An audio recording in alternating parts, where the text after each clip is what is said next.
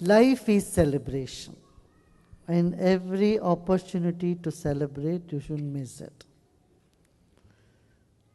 Every day should be celebration. So grab every opportunity to celebrate. Grab every opportunity to be grateful. What do you think? Is that a good idea? Very good idea. Okay, how can celebration happen? It has to happen in one's life. Not just putting flowers, having balloons. Celebration cannot happen. It has to happen from within. And what are the qualifications that are needed? Or what are the conditions that are needed for celebration to happen? Have you thought about it? Huh? Come on, come up. Huh? Feeling grateful. You should feel grateful. Then celebrate. Huh? Happy. You need to feel happy. Okay? It's a catch-22. If you celebrate, you are happy. If you are happy, then you celebrate. Okay. Huh? Contentment. Huh? Good. Good company.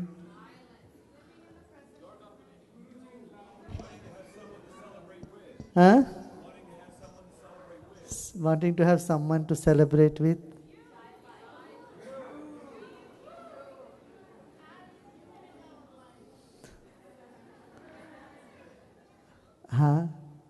Then some sense of security, If you are fearful, you cannot celebrate, right?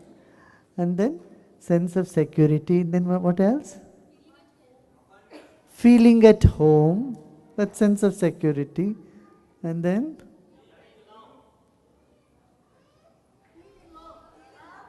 being in love. Then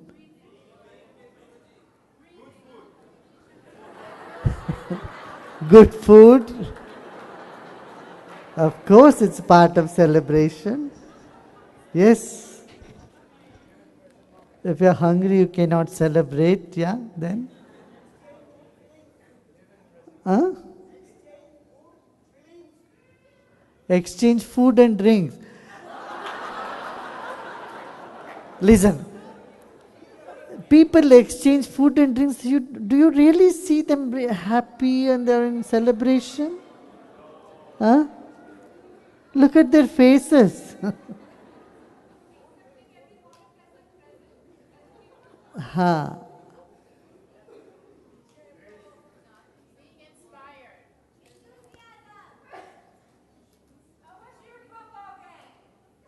Huh? What is that? What's your full bargain? Football, okay. Football game. Huh? Sense of belongingness.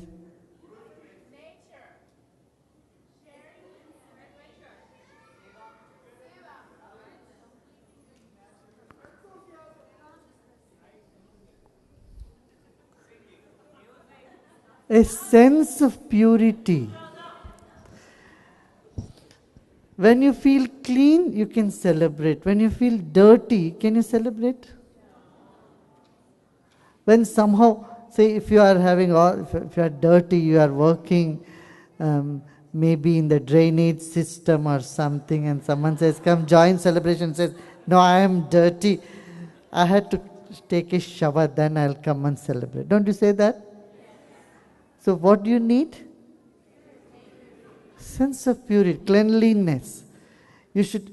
Celebration is when you feel clean. What do you think? Yes. Correct? Yes. Inside and out. A sense of purity inside.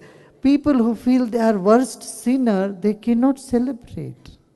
Because that guilt and sin inside is eating them up. I want you to remember one thing, this Guru Purnima. What? You are a diamond. Maybe it is in a garbage can.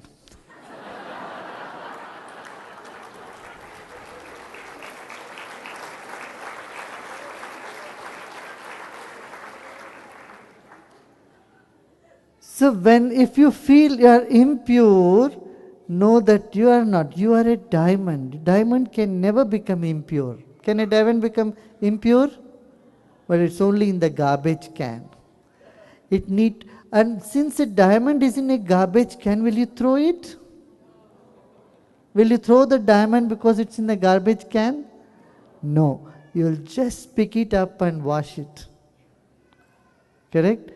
And all these practices you do is just washing the diamond.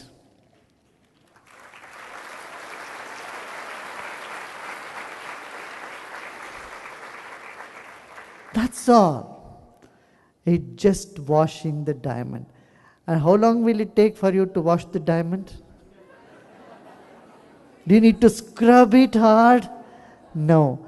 Just a little bit of water and that's it. Maybe a pinch of soap. So hum, and that's it. Diamond is pure again. Few minutes. So, when you know this, Nitya Shuddhoham, I am ever pure. Ever pure. Celebration will not stop in your life. And the moment you feel that you are pure, intrinsically we are pure in nature. We are pure and our heart is pure. We don't wish bad to anybody on the planet Earth or in any other planet. Never wished any bad thing for anybody. So our heart is pure. Then you are love. When you feel yourself pure, you are love. And you are blossom, already you are blossoming. And there is alertness, there is witness inside you.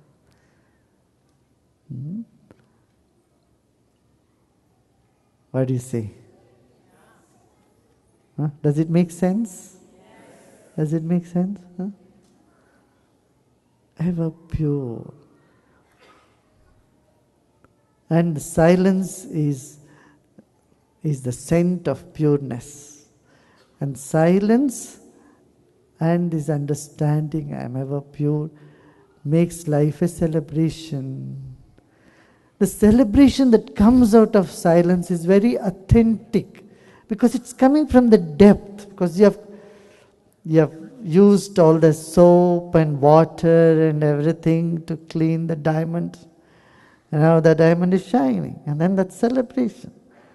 And there is genuineness in everything you do. You smile, there is genuineness. Otherwise, have you noticed people smile, but it's not coming from inside. It's a cosmetic smile. Just put on that. And the people welcome, oh, welcome, and that is cosmetic. Oh, I'm thank you so much. And that thank you so much is very cosmetic. Just from outside. Because inside there is no silence, there is turbulence, there is sense of impurity, there is a sense of sin, there is sense of all that boiling. Human life is worth this celebration. Human life is worth getting rid of all these things that we put in ourselves. It's actually what we do is we put garbage in the jewel box. It's not the jewel, in fact, it's not the jewel box in the garbage. We are putting all the garbage into the jewel box. We simply have to remove them. Then just realize that you are pure being, you are pure love, you are purity. That because we are conditioned to think we are sin and sinner and sinner and sinner, we are so hard on ourselves. When you're so hard on yourself, you don't recognize the beautiful qualities, the beautiful gift that you already possess. We have come, each and every one of us have come into this planet with abundance of beautiful qualities. Abundant beautiful qualities. And some we simply don't recognize this. And Guru Purnima is a celebration where you recognize the gifts, the beauty that you are. Only when you recognize this beauty and all the gifts that you have received, you feel grateful. And that expressing that grateful to the tradition of the masters is Guru Purnima. That's it. And that is a celebration. So we have come out of silence, still carrying the silence within us. And then recognize that you are a diamond. Maybe in a garbage can, but never mind. And that's what has happened the world over every day. This doesn't mean that you shouldn't get upset, you shouldn't get angry, you shouldn't do all that thing that you are doing. You don't have to be goody-goody. If you have to scrown at somebody, you can do all that. Whatever you need to do on a day-to-day life, you do all that. But realize that you are much more than the actions that you do. Are you getting what I'm saying? You are much more than your situation, surroundings. You are much more than your thoughts and emotional patterns. You are much more than what you think about yourself.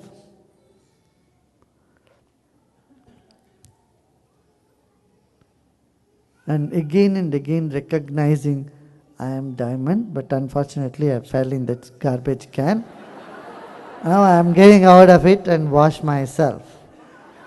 So it could be a biannual wash or annual wash, and realize, oh, all that stuff I was holding on, it's really not me anyway. I am ever pure. Got it? What do you say? Is it?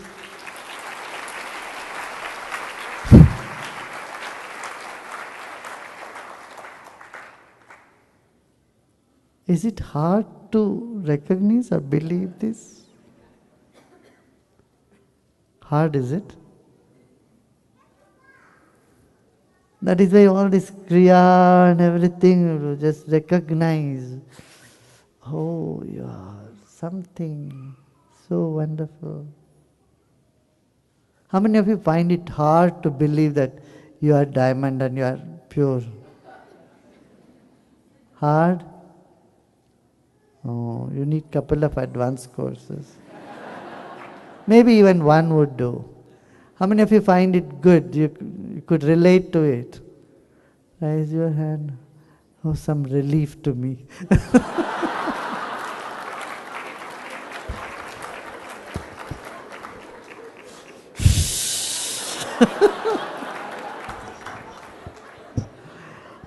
Okay, at least some of you recognize what I'm saying. Good.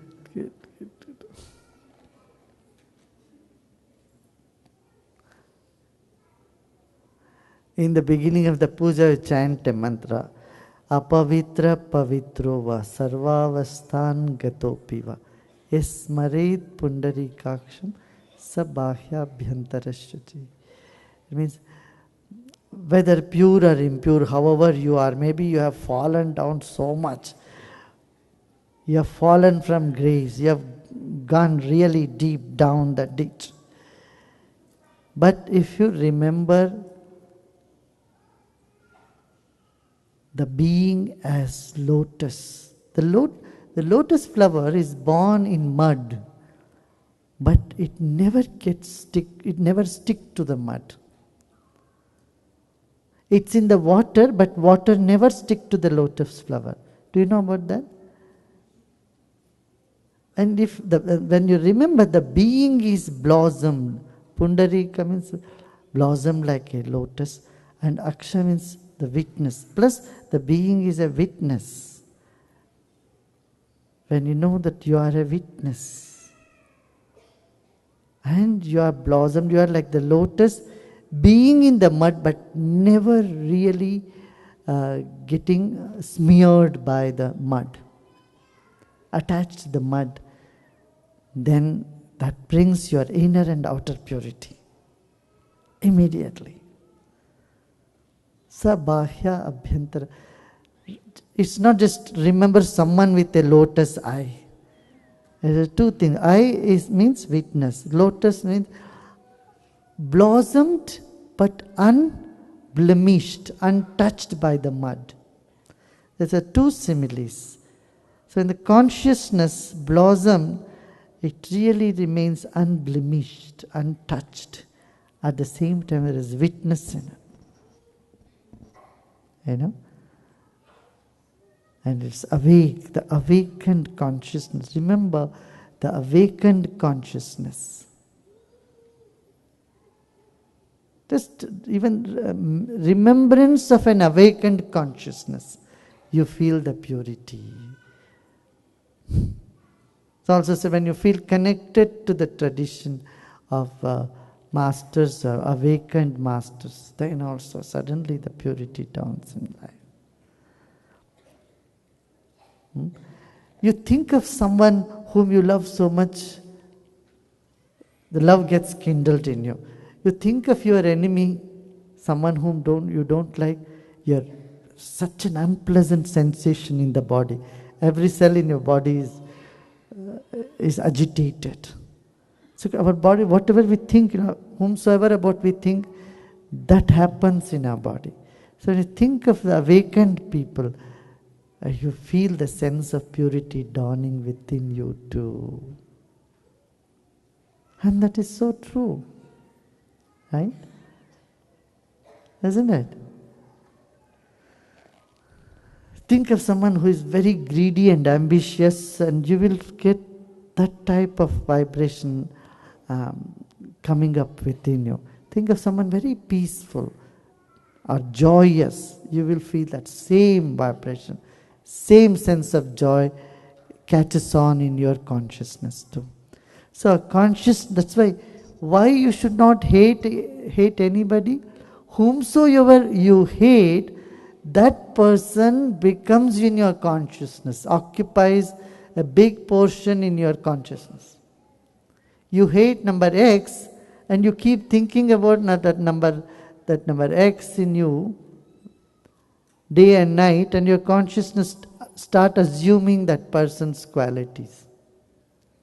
So whomsoever you think about, you imbibe their qualities in you. So when you think about a blossomed witness consciousness of a higher order, and you suddenly feel the purity within you and around you as well. This is so scientific and so true, isn't it? You know why Lord Buddha's statues were kept for meditation? After Buddha left the body, they started having Buddha statues and Lord Mahavir. Because when you sit in front of Buddha statues, like that you also start sitting like a statue, and then you close your eyes, you feel like imbibing all those stillness within you. This was the original idea of having the Buddha statues.